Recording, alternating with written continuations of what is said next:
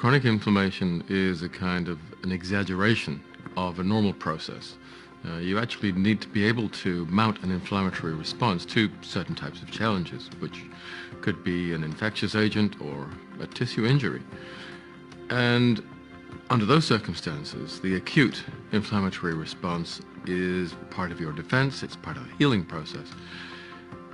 It's very complex. There's lots of feed-forward loops, feedback loops. You need to drive it to a certain level and you need to pull it back. And if those mechanisms become out of balance, which is what happens if you have too many sixes, omega-6s and not enough 3s, the inflammatory response goes on for far longer than it should. Actually, it can go on for years. And when that happens, instead of being healing, it actually becomes destructive.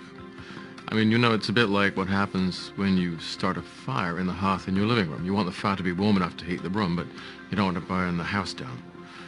If you're eating the wrong kind of diet, you've got the wrong 6-to-3 balance, and you don't have enough polyphenols, and you're eating a processed food diet, then under those circumstances, you're going to have chronic inflammation, which is going to lead to the progressive destruction of healthy tissue, which will go on for years until it comes to the surface as a chronic degenerative disease. That's how they're linked together.